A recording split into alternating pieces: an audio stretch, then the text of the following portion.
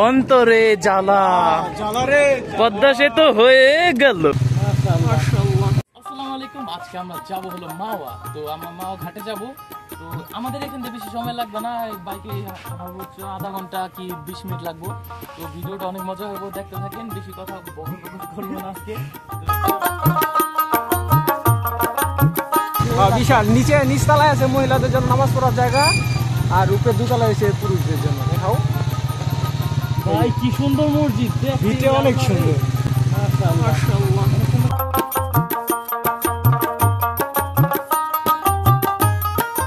যে কবরস্থান সামনে কবরস্থান।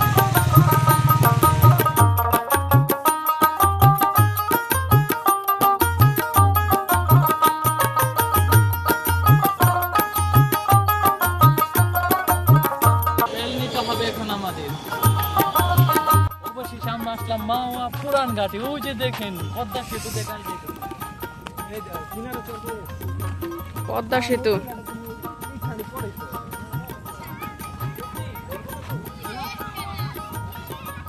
বাচ্চারা এখানে নামছে,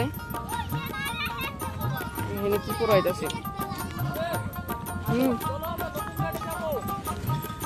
চলো চলো, এখন আমি যাবো মাওয়ার নতুন ঘাটি। গাড়িটা ঘুরে আসো, আমরা দিকে যাই। গাইস আজকে সূর্যটা কি দেখছো?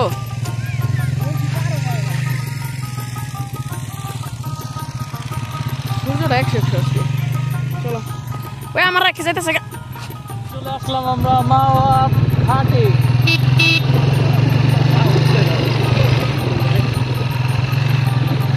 এলাকায় আঙ্গু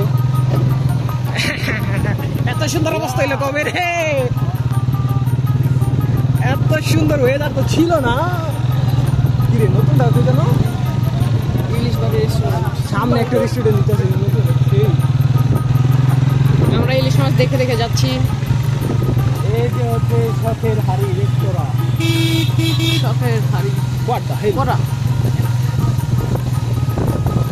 কি রে ভাই ওটা এই রেস্টুরেন্টটা সেই হইব। ইলিশ বোস ও সেই করছে দিচ্ছে।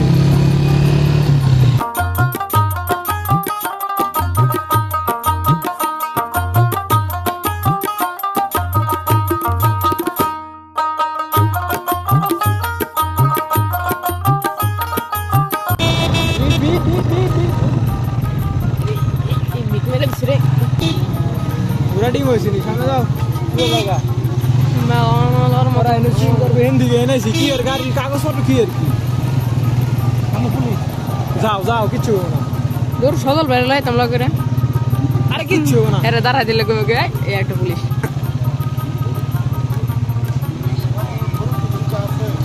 এক কথা আছে সে এলাকা।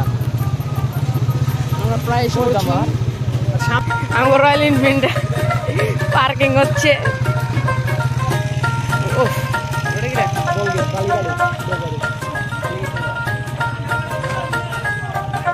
বোর্ডের মাস্টার কিরকম লাগতেছে আপনার?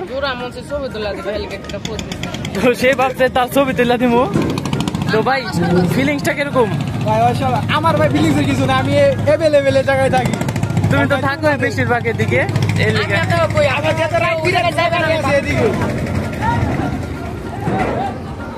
এদিকে গ্যাঞ্জাম লাগিয়ে যাইতাছে গা। আসলে পানির ঢেউয়ে দেখেন গাইস, ভুট্টা দুলতাছে তো অনেক ভালো লাগতাছে। ও মিস্টার বিমের মতো করে। তো খুব সুন্দর লাগতেছে মাওয়া ঘাটে আসলাম। কত বড় দেখা যাইতেছে পদ্মা নদীটা। আর এই যে বুটে বয়ে আসছি, এটা হচ্ছে আশাদলের খালতো ভাইদের বুট।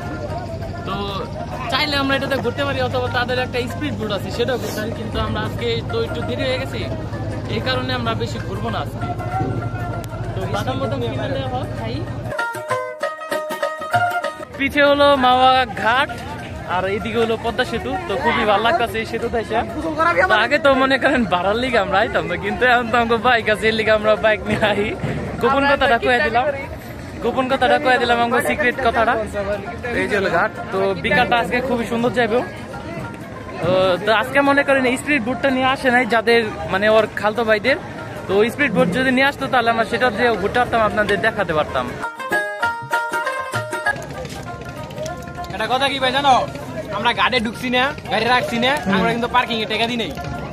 পার্কিং করার টাকা লাগে? আরে স্লিপ দিয়া দেয় লাস্টে বাইরে সময় আবার স্লিপ জমাতে বাইরে তো এর লিগে আমার গাড়ি চুরি হয় না আমি আটকাই বই কি আমরা এলাকার মানুষ এনি টাইম যাওয়ার সময় কই পার্কিং এর টাকা না দেয়া গেলি কে? এলাকার গাড়ি টলার নষ্ট হয়েছে টলার মাথা মারা দিতেছি কি হচ্ছে কোনো সমস্যা আছে আঙ্গুল সব আছে টলার আছে স্পিড দেওয়া যাচ্ছে বেশি কাজের তলে ফোন লাগে তো বুটটা আজকে কো? বুটটা মনে হয় ওই পাশে 1 নাম্বার গাড়ি ও আচ্ছা ঘাটাও আছে তো ওই যে স্পিড বুট দিয়ে ঘুরতেছে মানুষ। এই স্পিড বোটটা আমার আছে লাগে। তোমার চাপা আছে সবচেয়ে বেশি, আর কিছু থাক বা না থাক। আমি চালাইছি কে? এই কি রে? না খাইলে কিন্তু ভাগে পাইবা না ভাই ভিডিও করতে করতে এমনিতে বাদাম পুরাই যাইতেছে গা।